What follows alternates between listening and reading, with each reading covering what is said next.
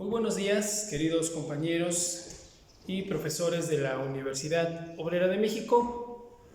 Vamos a hacer una explicación lo más breve y consistente posible sobre el tema que nos tocó exponer para este curso, que se llama Sucesiones y un análisis de comparación entre el derecho romano y nuestro Código Civil actual para la Ciudad de México, que son las disposiciones que rigen las sucesiones actualmente.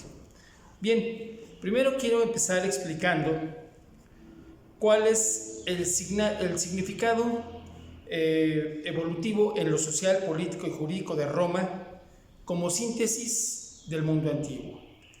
De repente pudiéramos correr el riesgo de enajenarnos con el derecho romano, y hay que comprender que la sociedad romana es producto de una evolución del pensamiento político, jurídico, del pensamiento del Estado, que empieza desde Babilonia y pues va pasando por diferentes procesos. Conocemos libros jurídicos como el Código de Hammurabi, después el Cilindro de Ciro, sin los cuales sería muy complicado entender el derecho romano. Bien, incluso es prudente recordar que Ulpiano, uno de los multicitados pensadores jurídicos de Roma, es de origen persa, ¿sí? Roma va a abrevar el pensamiento de Medio Oriente. Quiero explicar un poco cómo fue la ruta crítica que seguí para construir esta exposición y el documento que enviamos vía correo electrónico. Las sucesiones tienen mucho que ver con la formación o la consolidación de la familia monogámica, y esto tenía la implicación de que el pater familias, el padre, el masculino, se volvía la línea de reconocimiento de los miembros de la familia y le va a quitar a la familia sindiásmica dominada por la mujer, o donde la mujer tenía un protagonismo mayor, la cadena sucesoria. Es muy importante para todos nosotros recurrir un poquito a este texto, que es el origen de la familia, la propiedad privada y el Estado. Esto nos va a ayudar a entender en gran parte, en gran medida, cómo es que se da la evolución del derecho romano, en donde el pater familias es el jefe de la domus, el jefe de la gens, y por lo tanto los alieni juris tienen una condición y los sui juris tienen una condición patrimonial distinta. La uxor, la mujer que está en la condición cum manum, pues tiene una condición patrimonial muy subyugada en relación a los hombres. Por eso fue que para la exposición decidimos en primer lugar, plantear cuáles son los conceptos y cómo está conformado el derecho romano. Si nos hubiéramos puesto a comparar concepto por concepto entre las disposiciones del derecho romano y las disposiciones del Código Civil actual, sería más complicado poder ubicar contextualmente estos significados, ¿sí? Reconocer cómo está conformada la estructura de las sucesiones del derecho romano es mejor para entender por qué en nuestro derecho actual guardan tal o cual circunstancia. Bueno, vamos a empezar por definir cuál es el concepto central. La sucesión significa ocupar el lugar de otro. Jurídicamente, sucesión significa ocupar el mismo lugar jurídico y suceder en derechos al difunto. Bien, ¿quiénes heredan? Dentro del derecho romano vamos a ver que hay tres tipos de sucesores: los suit et necessario. ¿Cuáles son estos suyos o necesarios? Son todos los que ipso iure van a suceder al de cuyus, es decir, los hijos en primer lugar. Luego están los herederos necesarios. Estos herederos necesarios son, por ejemplo, los esclavos que van a recibir la manomisión vía el testamento. Y luego están los heredes extraneí o voluntarii. Esto es muy importante porque no son necesariamente gente desconocida, sino personas que pudieran estar en situación, por ejemplo, los hijos cuando entraban en la rogatio, o los sui iuris que estaban en la rogatio también, bueno, pues van a formar parte de este concepto del extraneí y que pueden recibir. ¿Cuál es el objeto de la sucesión?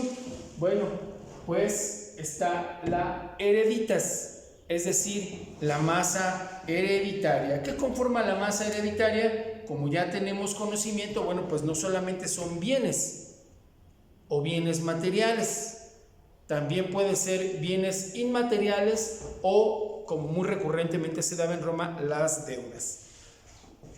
Tenemos nosotros en el derecho romano básicamente dos clases de sucesiones, que son la ab intestatio y la ex testatio, es decir, la intestatio y la que está intestada, como se reconoce ahora, y la que se hace bajo testamento. Ambas son legítimas y esto es muy importante de explicarlo.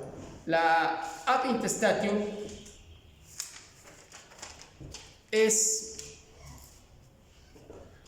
me estaba saltando dos conceptos importantes. La delación. ¿Qué es la delación? Aquí está. La delación es dar a conocer el testamento. Hoy en nuestro Código Civil actual se denomina la publicación del testamento. Y luego la adire. ¿Qué es esto adire? Bueno, pues es la aceptación por parte del heredes del testamento, de la herencia. La herencia, recordemos que se conforma también por deudas, por eso la adire es un concepto importante. Había en Roma la hereditas yaces. ¿Qué es esta hereditas yaces? Es la hereditas yacente, la herencia yacente, que es ese momento en el que se publicita y el heredero la acepta o la rechaza. Hay otra cosa que se llama la usucapio pro herede, que significa que esa herencia puede ser usucapida obviamente en favor del heredero, ¿sí? Siempre y cuando no se cometa el furtum, o sea, el robo. La hereditas vacans, que es la herencia vacante, muchas veces cuando ya se conocía al heredero, pues no estaba disponible, tardaba, o a veces ya no había heredero, y esta herencia va a formar parte del fisco o de los bienes del Estado. Hay otros conceptos muy importantes que son el acrecer. Cuando alguien no aceptaba la parte de la herencia que le correspondía, entonces estos bienes acrecían en favor de quienes sí la aceptaban, es decir, se sumaban a quienes sí las aceptaban. Otros conceptos importantes dentro del derecho romano y que se conservan ahora son la testamentifactio. ¿Qué es la testamentifactio? Bueno, pues la capacidad de testar activa y pasiva. ¿Cuándo se denomina activa? Bueno, pues cuando es la capacidad de testar, es decir, de generar testamento, ¿sí? Esto, tanto en el derecho romano como en el derecho actual, está reservado para quienes, en el derecho romano, obviamente, ¿quiénes podían hacerlo? Bueno, pues los sui iuris. Los alieni iuris no pueden hacerlo porque todo lo que tienen es del pater familias. La testamentifactio pasiva, es decir, la capacidad de recibir testamento. ¿Quiénes tienen esa testamentifactio pasiva? Todos los ciudadanos romanos, también los alieni iuris, por ejemplo, los esclavos, que van a ser beneficiados por la manumisión vía testamentaria. ¿Sí? La institución de heredero, eso es muy importante. Vamos a tratar de hacerlo en el tiempo que tenemos. En el derecho romano, al iniciar la formulación del testamento debía sentarse de una manera muy precisa e impositiva el nombre del heredero. Dentro de la sucesión intestamentaria, vamos a hablar de la sucesión intestamentaria, cuando esta sucesión tenía lugar. Bueno, pues ya aquí está. La sucesión intestamentaria se daba cuando el decujus, es decir, el fallecido, no elaboraba testamento, cuando el testamento era inválido desde el momento de su elaboración o cuando resulta inválido por causas posteriores a su confección, o bien cuando el testamento, siendo válido, resulta ineficaz por una causa posterior o superviniente a su confección, por ejemplo el repudio de la herencia, o cuando no se cumplía la condición impuesta. Es importante mencionar que tanto en el derecho romano como en nuestro Código Civil actual se pueden poner condiciones, pero estas no pueden ser condiciones que caigan en la ilegalidad o imposibles de cumplir. Ulpiano decía que el testamento era la manifestación legítima de nuestra voluntad. Esto lo expreso para pasar a explicar ya lo que es la sucesión ex testamento, que es la sucesión testamentaria. El testamento es un acto unilateral, solemne, mediante el cual una persona denominada testador instituye a un heredero y hace disposiciones de carácter patrimonial, como la institución de un legado, fideicomiso, o por disposiciones de carácter personal, como el nombramiento de un tutor, un curador o la manutención de esclavos. Bien, en el derecho romano hay diferentes periodos y diferentes regímenes. Por ejemplo, el derecho de las 12 tablas, que va a aplicar diferentes conceptos en diferentes momentos, o el derecho pretorio, que también le va a reconocer a los testadores, a los decujus y a los heres, a los que reciben, diferentes recursos para poder llevar a cabo las sucesiones de manera satisfactoria, porque recordemos algo muy importante: muchas veces el testamento contraía también el pago de obligaciones crediticias. En nuestro Código Civil actual para la Ciudad de México, que un detalle curioso que encontré es que está firmado por el presidente Plutarco Elías Calles y creo que debe estar emitido por el Congreso Federal de aquel momento, tomando en cuenta el contexto que era el Distrito Federal. Bueno, a lo mejor es un detalle interesante. En nuestro Código Civil las sucesiones abarcan desde lo que es el libro tercero, desde el artículo 1281 y hasta el artículo 1791. Básicamente guardan los mismos considerandos para la consolidación o la cristalización de las sucesiones. Obviamente, una diferencia central es que ya no existen los conceptos de sui iuris y de alieni iuris, lo cual libera masas hereditarias, la testamenti factio, es decir, la capacidad de testar tanto la activa como la pasiva, porque ya es universal la capacidad de testar como un derecho de ciudadanos y la capacidad de recibir herencias, que bueno, pues guarda una evolución propia, ¿verdad? Y una diferencia con el derecho romano.